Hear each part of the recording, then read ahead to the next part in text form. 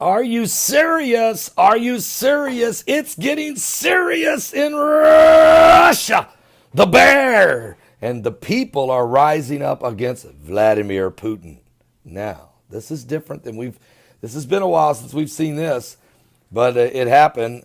Opposition leader Alexei Navalny was detained in a massive protest against Russia and the Russian government, especially Vladimir Putin. Hundreds of protesters have been detained, up as 700 protesters by riot police across Russia, as some of the largest anti-government protests in years has swept across the Russian nation.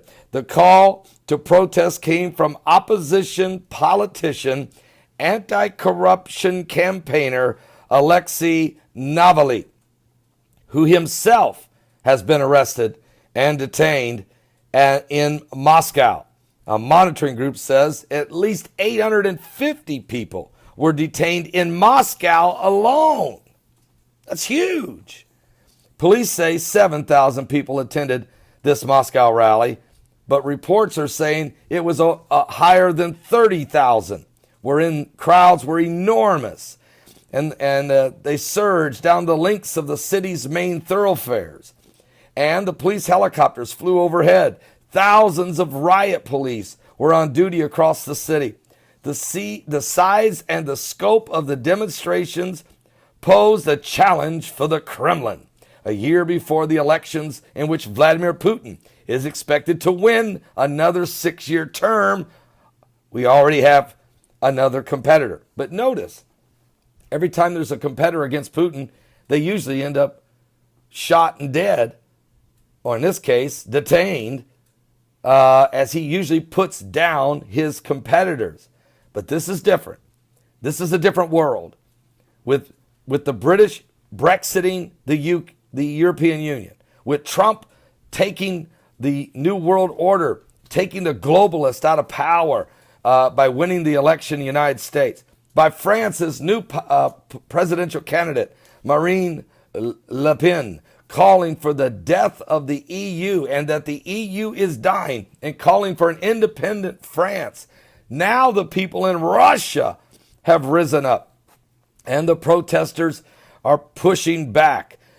Soon after arriving, Navalny was bundled into a police bus, which was unable to drive away for several minutes as the crowds set upon it and tried to set him free.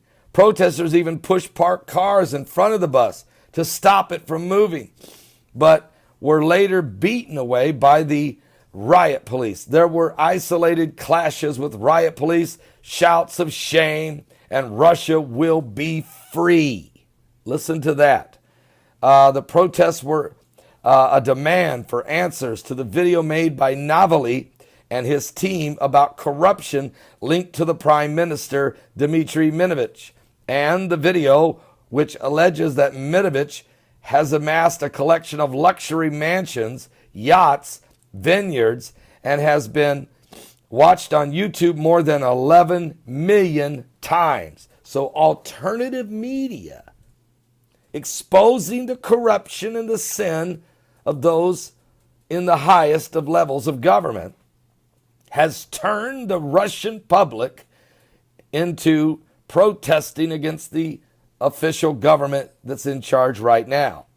The gatherings in Moscow and most other Russian cities were denied official permission by the police on a variety of pretexts. In Moscow, police moved to detain protesters who were shouting slogans or holding place cards. So much for freedom of speech in Russia, and those who were acting aggressively are often simply at random. Now, The Guardian reporter Alec Loon was among those detained, grabbed by riot police while photographing police officers detaining other people. Police searched him, confiscated his phone, put him on a police bus, and he was held for 2 hours before being driven to a police station on the outskirts of Moscow with 16 other detainees. He was told he would be charged with participating in an unsanctioned protest. Despite repeatedly telling police he was the journalist and showing Russian foreign ministries his accreditation. He was finally released after more than 5 hours of detention after the foreign ministry intervened. So, the Guardian's main reporter ended up getting detained, stuck his phone and everything confiscated. You know, they don't want this story out that things are starting to unravel in Russia. This is we have a serious, do you see what I'm saying? This is the year of chaos. This is the year of chaos for the world. But it will be the year of blessing for the body of Christ, and we already know it is. As we're hearing from people whose jobs are increasing, whose businesses are flourishing, real estate agents who are selling houses faster than they've ever sold before. New factories are being built. New opportunities. The oil industry is going to come back. The coal industry on its way back. A lot of things happening in America in a very positive way. And I'm sure that will even increase. But we've got other problems. Obamacare stays in play. That means the microchip for December 31st, 2017 is still in play. Huh? Are you serious? And then look at EU and what will happen to those nations and their currencies. And what about their open border policy? What about the migrants? Have they let so many in now that chaos could ensue? Will Russia fall apart? What's going on here, folks? Unbelievable situation. I'm going to give you the full report of Russia. It's a very lengthy report, and I'll share that with you during my live broadcast at 12 noon Eastern at my website. But there's Alexei Navalny. There he is. I mean, he just barely got there. 30,000 people with him. There were thousands of people in many, many major cities across Russia protesting simultaneously yesterday. And so what does this all mean? What does this all mean? Well, we'll tell you more about it. It means the beast will rise. The beast will regroup and go at it. A new plan. It's order out of disorder. It's order out of chaos. It's rules for radical. It's Saul Alinsky. It's coming together globally. Are you saved? Give your life to Jesus Christ. Folks, this last days, these are the last days. I don't know how long that lasts. Only God does. I know he said he'd shorten it even.